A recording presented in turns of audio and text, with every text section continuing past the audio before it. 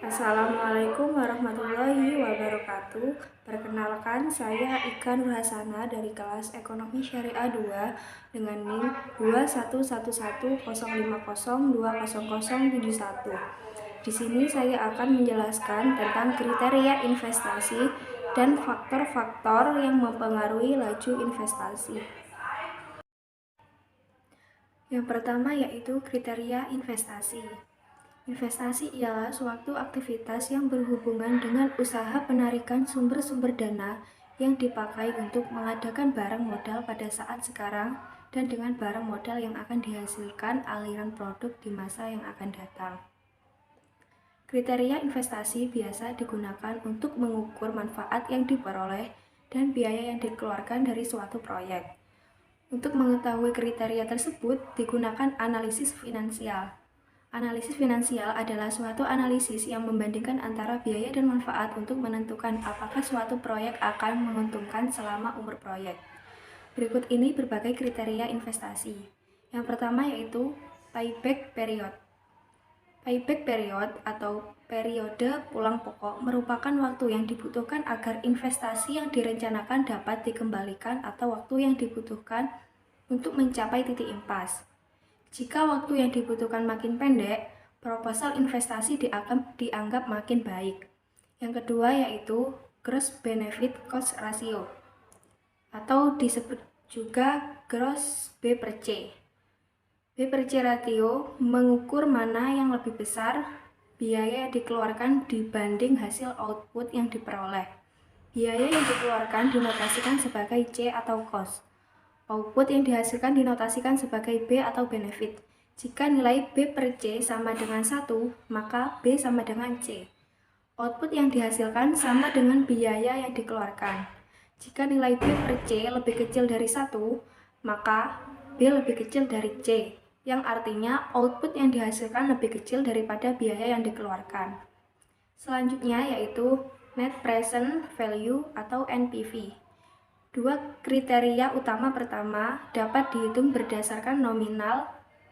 Sayangnya, perhitungan dengan menggunakan akan nilai nominal dapat menyesatkan, sebab tidak memperhitungkan nilai waktu uang. Bisa saja sebuah proposal proyek berdasarkan nilai nominal menghasilkan B per C lebih besar dari 1. Padahal nilai-nilai sekarang didiskonto seperti dijelaskan sebelumnya.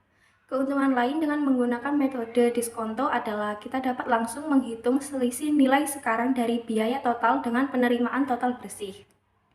Selanjutnya yaitu Internal Rate of Return atau IRR. Merupakan tingkat pengembalian internal yaitu kemampuan suatu proyek menghasilkan return yang satuannya persen. IRR ini merupakan tingkat diskon rate yang membuat NPV proyek sama dengan 0. Tujuan perhitungan IRR adalah untuk mengetahui persentase keuntungan dari suatu proyek tiap-tiap tahun. Selain itu, IRR juga merupakan alat ukur kemampuan proyek dalam mengembalikan bunga pinjaman. Pada dasarnya, IRR menunjukkan tingkat bunga yang menghasilkan NPV sama dengan 0. Dengan demikian, untuk mencari IRR, kita harus menaikkan diskon faktor atau DF, sehingga mencapai nilai NPV sama dengan 0. Yang terakhir yaitu Net Benefit Cost Ratio atau Benefit B per C. Net B per C adalah perbandingan antara jumlah NPV positif dengan jumlah NPV negatif. Net B per C ini menunjukkan gambaran berapa kali lipat manfaat benefit yang diperoleh dari biaya cost yang dikeluarkan. Apabila net B per C lebih besar dari 1, maka proyek atau gagasan usaha yang akan didirikan layak untuk dilaksanakan. Demikian pula sebaliknya, apabila net B per C lebih kecil dari 1, maka proyek atau gagasan usaha yang akan didirikan tidak layak untuk dilaksanakan. Selanjutnya yaitu faktor-faktor yang mempengaruhi laju investasi. Yang pertama yaitu suku bunga, yang kedua pendapatan per kapita, yang ketiga sarana dan prasarana, yang keempat birokrasi dan perjanjian, yang kelima sumber daya manusia, yang keenam undang-undang dan peraturan ketenaga kerjaan, yang ketujuh stabilitas politik dan keamanan, dan yang terakhir yaitu sosial budaya. Sekian dari saya, terima kasih. Wassalamualaikum warahmatullahi wabarakatuh.